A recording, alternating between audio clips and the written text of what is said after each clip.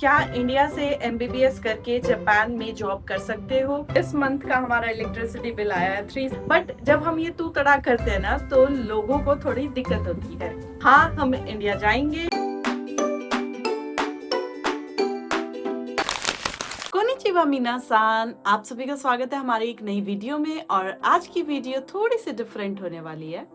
काफी टाइम से कुछ लोग मुझसे जापान रिलेटेड काफी क्वेश्चंस पूछ रहे थे कमेंट्स में। मैं कोशिश तो करती हूँ कि कमेंट्स में ही उनका रिप्लाई कर दूं, बट एक मेरे बहुत ही प्यारे सब्सक्राइबर हैं, वो मुझे बार बार बोल रहे थे प्लीज Q&A वीडियो बनाओ, प्लीज Q&A वीडियो बनाओ। तो ये स्पेशल वीडियो है उनके लिए। सबसे पहले तो उनके चैनल का मैं नाम बता देती हूँ, अजीम व्लॉग करके उनका कमेंट आता है और काफी कमेंट आए उनके। तो मैंने काफी सोचा कि आज बनाऊं, कल बनाऊं। तो मैंने सोचा इस ट्रिप पे जाने से पहले मैं पिछले सारे क्वेश्चंस का आंसर दे देती हूँ और ट्रिप से आने के बाद जो थोड़े बहुत बच जाएंगे उनका आंसर करेंगे। आज जितना हो सकेगा उतने ज्यादा से ज्यादा क्वेश्चन मैं मोस्टली इसी व्लॉग में कवर कर दूंगी और मैं अपने पर्सनल एक्सपीरियंस के बेसिस पर इनका आंसर दूंगी। हो सकता है कुछ आंसर्स डिफरेंट हो, क्योंकि person to person, city to city vary करता है। काफी चीजें होती है, किसी और के लिए कुछ चीजों का पैरामीटर अलग होता है, मेरे पर्सनल पॉइंट ऑफ व्यू से अलग होगा। तो आप उसी के आधार पर मतलब जजमेंट कर लेना, ठीक है। अगर कोई भी डाउट भी होगा तो फिर आप कमेंट कर देना, हम वहाँ क्लियर कर लेंगे, ठीक है। तो चलिए शुरू करते हैं। सबसे पहले फर्स्ट क्वेश्चन लेते हैं। फर्स्ट क्वेश्चन है, could you please tell me how much it cost for one person to live in Japan? तो देखो, जापान कॉस्टली तो है और अगर आप ये डिपेंड भी करता है पर्सन टू पर्सन, आपका कैसा लाइफस्टाइल है, आप कैसा खाना खाना पसंद करते हैं, वेज नॉन वेज खाते हैं। दूसरा डिपेंड करता है आपकी लोकेशन। अगर आप टोक्यो जैसे शहर में रहते हैं तो थोड़ा कॉस्टली पड़ता है, क्योंकि वहाँ पे रेंट ज्यादा होता है। और जैसे हमारी तरह आउटस्कर्ट्स में रहते तो ये थोड़ा ठीक पड़ता है, क्योंकि यहाँ पे रेंट थोड़ा कम होता है। और अगर ऑन एन एवरेज बात करूँ तो आप मान के चलो एक बंदे का 1 लाख से 2 लाख के बीच में, जिसमें आपका इलेक्ट्रिसिटी बिल, रेंट, पानी का बिल सब कुछ आ गया, ठीक है। तो इतना मानकर चलो। और जैसे हम दोनों का अगर मैं बताऊं, सिर्फ खाने खाने का एक्सपेंस जो है वो 1.5 लाख चला जाता है मंथली, बहुत इजीली चला जाता है, ठीक है। तो अब आप जब आएंगे तो आप अपने हिसाब से मैनेज कर लेना, बट एवरेज इतना मानकर चलो। और ये येन है, ठीक है। इसको कन्वर्ट करेंगे हम अगर रुपीज में, मान लो जैसे सपोज 1 लाख को कन्वर्ट करते हैं तो मान लो 70-80 हजार रुपए कुछ बैठेगा, ठीक है। नेक्स्ट क्वेश्चन है, how much money does a single person need for 1 month including all living expense? ये मैंने पहले आपको जैसे कि फर्स्ट क्वेश्चन में बताया। और इसमें 2 चीज है, अगर आपकी कंपनी आपका रेंट पे कर रही है कुछ परसेंट, या फिर आपको ऑफिस के लिए ट्रांसपोर्टेशन वगैरह दे रही है, तो सेविंग काफी अच्छी हो जाती है। अदरवाइज सेविंग थोड़ी कम ही हो पाती है। और अगर आप लोग ट्रैवल वगैरह नहीं करते हो, जनरली लोग यहाँ पे काफी ऐसे लोग भी हैं जो ट्रैवल नहीं करना ज्यादा पसंद नहीं करते, क्योंकि यहाँ पे बहुत चलना पड़ता है ना, ई रिक्शा वाली वो कोई फैसिलिटी नहीं है। तो उस वे में आपकी काफी अच्छी सेविंग हो सकती है। तो आप मतलब मान के चलो बराबर ही पड़ता है इंडिया और जापान में, कोई ज्यादा डिफरेंस नहीं है, अनटिल एंड अनलेस आपकी कंपनी आपको पे नहीं कर रही है, ठीक है ना। मान लो आपकी कंपनी आपका रेंट पे कर रही है तो आपको हो जाती है बचत। अगर आपकी कंपनी आपका रेंट पे नहीं कर रही है तो थोड़ा सा तो देखो एडजस्ट करना पड़ेगा। नेक्स्ट क्वेश्चन इज कि आप जापान में क्या करते हो? फिलहाल तो मैं जापान में एंजॉय ही कर रही हूँ। हाँ, मैं वर्क फ्रॉम होम करती हूँ, बट मेरी कंपनी गुड़गांव में है, मैं जापान में जॉब नहीं करती हूँ। शुगन साहब करते हैं, जैसे कि आप लोगों ने ब्लॉग में देखा ही होगा, और मैं उनके ऊपर डिपेंडेंट वीजा पर मजे कर रही हूँ, ठीक है। नेक्स्ट इज, आप जापान में कहाँ पर रहते हो? मैं जापान में शिजुओका प्रीफेक्चर में रहती हूँ, जो टोक्यो ओसाका से काफी दूर है। बाय शिनकानसेन 2 से 3 घंटे 4 घंटे मानकर चलो लग जाते हैं, बट ये थोड़ा सा क्राउडेड कम है, एरिया रहने के लिए बहुत ही बढ़िया है, तो इसलिए हम इधर रहते हैं। नेक्स्ट इज कि आप जापान में कब आए? तो मेरे को जापान में 2 साल हो चुके हैं। 1.5 से ज्यादा हुआ है, 2 से अभी कम है, तो इतना मान लो, ठीक है। 2 साल अप्रोक्सीमेटली मुझे सितंबर या अक्टूबर में हो जाएंगे। नेक्स्ट क्वेश्चन है, नेक्स्ट स्कॉलरशिप के लिए कुछ ना कुछ टिप्स दे दो। तो मैं अगर अपने पर्सनल एक्सपीरियंस से बताऊं तो मैं स्कॉलरशिप के थ्रू नहीं आई हूँ। इसके लिए मैं सिर्फ आपको ऑल द बेस्ट बोल सकती हूँ, आपके जो इंटरव्यू वगैरह हैं उन सब के लिए ऑल द बेस्ट बोल सकती हूँ। और इसके लिए आप बाकी किसी मतलब व्लॉगर को अप्रोच कर सकते हैं, जैसे कि रोम रोम जी। वो स्टूडेंट्स वीजा के थ्रू ही आए थे और काफी टाइम से यहाँ पर हैं, तो आप उनसे कांटेक्ट कर सकते हैं, वो मे भी आपको गाइड कर दे। और ये बहुत अच्छी स्कॉलरशिप होती है। मैंने सुना है कि फुली फंडेड स्कॉलरशिप होती है by the Japan government for international students. So जिसका हो जाए तो बहुत ही बढ़िया है, लाइफ सेट है, क्योंकि यहाँ पे मैंने सुना है कि फुली फंडेड होती है, स्टाइफेंड मिलता है मंथ टू मंथ। तो मेरी तरफ से बस ऑल द बेस्ट है। और किसी ने ये टिप शोकन साहब से मांगी थी, तो वो थोड़ा एक्चुअली बिजी रहते हैं और वो भी इस स्कॉलरशिप के थ्रू नहीं आए हैं, तो मे भी उन्हें भी इतना आइडिया नहीं होगा। बट आने वाले ब्लॉग में मैं एक बार उनसे डबल क्रॉस करने के लिए आपको आंसर दिलवा दूंगी, ठीक है। सो नेक्स्ट क्वेश्चन है, क्या इंडिया से एमबीबीएस करके जापान में जॉब कर सकते हो?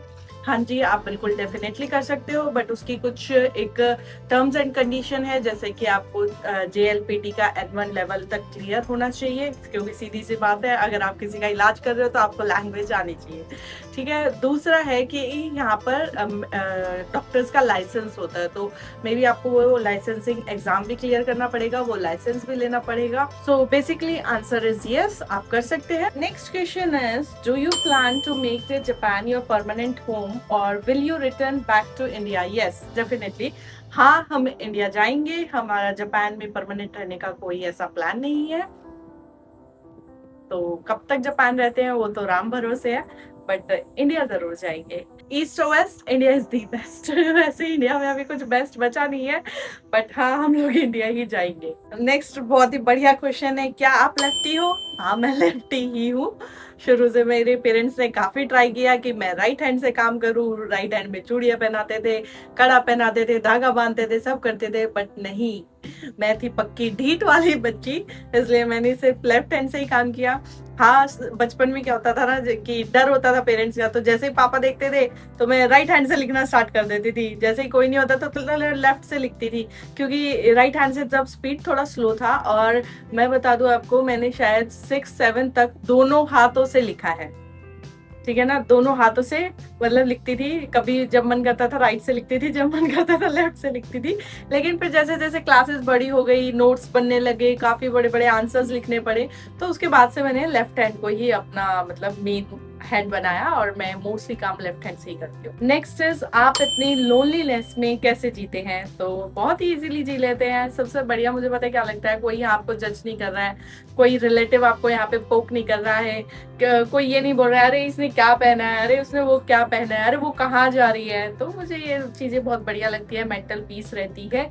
हाँ, कभी कभी लगता है आपको कि फैमिली होनी चाहिए, कोई बात करने वाला होना चाहिए, बट फैमिली से वीडियो कॉल हो जाती है, फ्रेंड से बात हो जाती है, तो इतना मुझे लोनलीनेस लगता नहीं है। और टू बी ऑनेस्ट, जब से हम लोग ये जॉब वाले इसमें आए हैं, तो जॉब करो, काम करो, उसके बाद घर के काम करो, उसके बाद अपनी लाइफ से रिलेटेड काम करो, उसी में दिन कब निकल जाता है पता ही नहीं चलता। तो मुझे कभी आदत ही नहीं हुई कि 4 औरतों में बैठकर बात करूं या कुछ करूं, या फिर किटी पार्टी वाटी, ये मुझे है ही नहीं शौक, ठीक है। और जो मेरे 3-4 दोस्त हैं उनसे बातचीत हो ही जाती है, तो मुझे कभी ऐसा अकेला फील हुआ नहीं है। नेक्स्ट इज कि जापान की करेंसी का क्या नाम है? तो जापान की करेंसी का नाम है येन, YEN। और जैसे चाइना में युआन है शायद, YUAN करके, सिमिलर ही है चाइना और जापान का कल्चर वगैरह सब, ऐसे ही इनकी करेंसी भी ऑलमोस्ट सेम ही है, बट हाँ, एक्सचेंज रेट चेंज हो सकता है, ये मत सोचना एक्सचेंज रेट सेम है। नेक्स्ट इज कि आप शोगन साहब क्यों बोलते हो? First of all, it's not Shogan, SHOGAN नहीं, इट्स शोकन, SHEOKAND, ठीक है। शोकन साहब मैं इसलिए बोलती हूँ रिस्पेक्ट के लिए, ठीक है। वो एक तो मेरे हस्बैंड है, दूसरा हम दोनों का नेचर इतना फ्रेंडली है कि हम तू तड़ा करते हैं, राइट। बट जब हम ये तू तड़ा करते हैं ना, तो लोगों को थोड़ी दिक्कत होती है।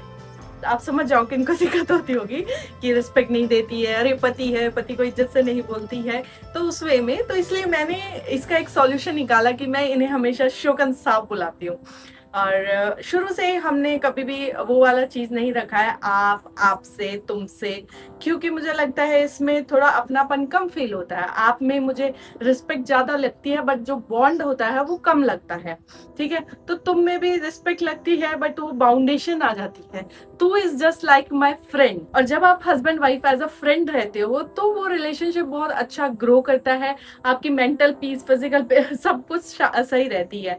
तो इसलिए मैं हमेशा से, हम लोग एक दूसरे को एड्रेस करते थे, तो अरे तूने ये नहीं किया, अरे तूने वो नहीं किया, बट कुछ लोगों को प्रॉब्लम होती है। तो मैंने फिर रिस्पेक्ट के वे में शोकन साब बोलना स्टार्ट किया, और पर्सनली भी अब ये मुझे अच्छा लगता है, और पर्सनली भी आप सब उनको उनके नाम से नहीं, उनको शोकन साब के नाम से जानते हैं। तो बस ऐसे ये शोकन साब की स्टोरी स्टार्ट हुई। Next is high, I love your videos, do you guys help with travel assistance in Japan.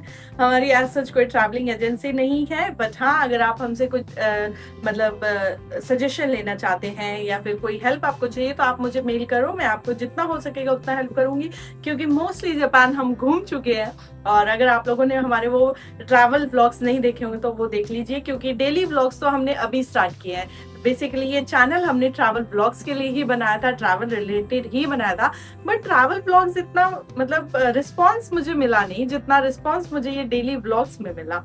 वैसे तो रिस्पांस मेरा चैनल का कम ही है, बट जितना भी है आई लाइक कि मेरी जितनी भी ऑडियंस है पॉजिटिव है, बढ़िया है, तो इसलिए मुझे डेली व्लॉग्स हमने स्टार्ट किया इसी ईयर से।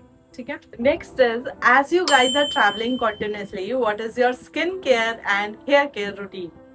सो बेसिकली मेरा स्किन केयर कोई रूटीन नहीं है, सिंपल से वो पिलग्रिम का मॉइस्चराइजर लगाती हूँ, उसके ऊपर फिर डॉक्टर रिकमेंडेड मैं SPF वाला 50 वाला सनस्क्रीन लगाती हूँ, बस इतना ही है, बाकी कोई स्किन केयर नहीं है। कभी कभी मैं जापान में जो वायरल राइस मास्क है वो अब लगाने लगी हूँ, पहले नहीं लगाती थी, बट वो मेरी मतलब स्किन को सूट कर रहा है। जनरली मेरी स्किन को ज़्यादा प्रोडक्ट सूट नहीं करते, अगर मैं एक दो प्रोडक्ट्स पे मतलब वो भी करूँ ना ट्रायल, तो मेरी स्किन डैमेज हो जाती है बहुत जल्दी, तो इसलिए मैं कोई ज्यादा ना ही मैं कोई फेस वॉश यूज करती हूँ, सिंपल पानी से फेस धोती हूँ। तो हेयर तो मेरे कोई खासे है नहीं, अगर हेयर केयर रूटीन आपके पास कोई बढ़िया है तो आप ही मुझे बता दो, क्योंकि मेरे तो एकदम रद्दी बाल है, बहुत ही कर्ली बाल थे स्टार्टिंग से ही, बहुत मैगी वाले बाल रहे हैं। ये तो मैंने रिबॉन्डिंग करा के इनका थोड़ा सा टेक्सचर वैसा कर दिया, क्योंकि कर्ली बालों को ना बहुत ज्यादा केयर चाहिए होती है, बहुत ज्यादा उनको मेंटेन करना होता है आपको,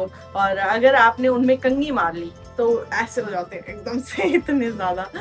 तो बस मेरा कोई ऐसा खास स्किन केयर या हेयर केयर रूटीन नहीं है, स्पेशली ट्रैवलिंग में तो बस जैसा है चलते जाओ, क्योंकि जो जगह है ना हमें उसे एंजॉय करना है, इंस्टेड ऑफ हम ये देखें कि हम कैसे दिख रहे हैं, हम क्या कर रहे हैं। उससे बेटर ये है कि जहाँ गए हैं उसे एंजॉय कर लेते हैं। हमने तो 365 दिन देखना ही है क्या कर रहे हैं क्या नहीं। नेक्स्ट इज जापान में टोक्यो में 1 करोड़ सैलरी इज हाई और लो। देखो, सैलरी कभी भी हाई और लो नहीं होती है, क्योंकि जितने आपके खर्चे हैं उस हिसाब से आपको पता चलता है कि सैलरी कम है ये ज्यादा है। और बात करें अगर टोक्यो की, तो टोक्यो में तो जितना पैसा हो उतना कम, क्योंकि बहुत कॉस्टली है, कैपिटल सिटी है, ऊपर से वहाँ पे टेक्नोलॉजी वगैरह काफी कुछ है, काफी बड़ी बड़ी कंपनीज हैं, तो थोड़ा कॉस्टली है। बट वही डिपेंड करता है आप कितना खर्चा करते हैं, आपका लाइफस्टाइल कैसा है, ट्रैवलिंग में आप कितना स्पेंड करते हैं, आप कितने मेंबर्स हैं, तो उस बेसिस पर होता है यार। तो मैं कुछ कंफर्म नहीं बता पाऊंगी ये लो है या हाई है। बाकी देखो, ऑन एन एवरेज एक बंदे का अगर आप मान के चलो, इलेक्ट्रिसिटी बिल सब आप इंक्लूड करते हो, तो वही जो मैंने स्टार्टिंग में बताया था 1 से 1.5 लाख, तो उस हिसाब से आप अंदाजा लगा लो आप कितने मेंबर हो और कितने नहीं हो। बात करें अगर बच्चों की, तो मैंने सुना है यहाँ पे बच्चों की स्कूल फीस नहीं होती है ऑलमोस्ट, बट जो उनके बैग होते हैं, ड्रेसेस होती है, वो थोड़ी कॉस्टली होती है। तो उस हिसाब से यार डिपेंड करता है कौन कैसे रहता है ना। पूरी डिटेल अगर आपको किसी भी क्वेश्चन या आंसर की चाहिए तो आप लोग मुझे मेल करो, मेल पे थोड़ा बातें डिटेल में हो पाती हैं। इतना मैं डिटेल में मतलब मेरे को नहीं पता आप किस वे से पूछ रहे हो, येन में पूछ रहे हो, रुपीस में पूछ रहे हो, तो उन सब चीज़ों के लिए आप मेल कर दो, मैं डेफिनेटली रिप्लाई करूंगी।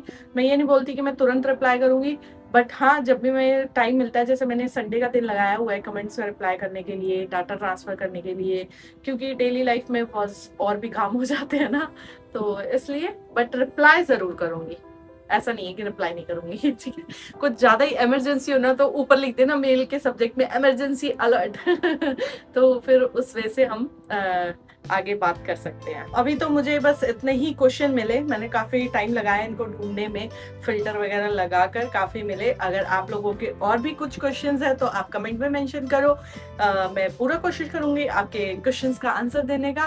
फिलहाल चलो अभी मैं दिखाती हूँ डिनर में क्या बना रही हूँ आज। तो आज हमारे डिनर में बनी है आलू बैंगन। एक्चुअली एक बैंगन बचा हुआ था, मैं सोचा कहीं ट्रिप से आएंगे तब तक खराब ना हो जाए, इसलिए बना दिए। एंड टू बी ऑनेस्ट, मतलब मेरे को ये समझ आ गया बैंगन इज नॉट मतलब मेरे बस का तो नहीं है। मैंने इसको अलग अलग तरीके से बनाने की कोशिश की है, सब कुछ किया है, बट पता नहीं मुझे ही टेस्टी नहीं लगते।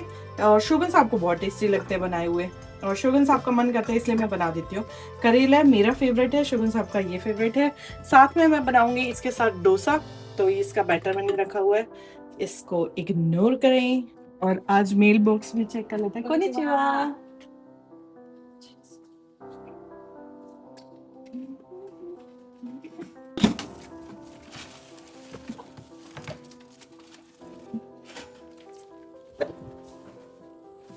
तो मेल बॉक्स में आज हमारा इलेक्ट्रिसिटी बिल आया हुआ है, ये चेक करते कितना आया है। तो इस मंथ का हमारा इलेक्ट्रिसिटी बिल आया है 3703। ये विदाउट एसी है। ठीक है, गर्मियों में सही रहता है, सर्दियों में थोड़ा ज्यादा आता है क्योंकि हम लोग हीटर चला लेते हैं। और गैस बिल तो आजकल हम लोग ऑनलाइन ही भरते हैं, तो फिर उसका तो मुझे अभी आइडिया नहीं है कितना आ रहा है पिछले 2 मंथ से। मतलब ये आता रहता है यार कुछ ना कुछ, मतलब पब्लिसिटी और इन सब के लिए, क्योंकि यहाँ पर मार्केटिंग का मेन जरिया यही है। तो आपके मेन बॉक्स में वो लोग पैम्पलेट्स वगैरह डालते रहते हैं। फिलहाल इसको देख लेते हैं। ये आई थिंक टीवी रिलेटेड है, जो जैसे अपने केबल वगैरह होता है ना, तो उनकी प्रमोशन करने के लिए कि हमारे वाला यूज कर लो ये सब।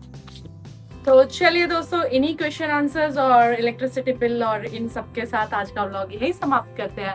मिलते हैं आपसे नेक्स्ट वीडियो में, तब तक के लिए बने रहे हमारे YouTube चैनल बेफिक्र इंजीनियर पर और जिंदगी के छोटे छोटे लम्हे एंजॉय करते रहे।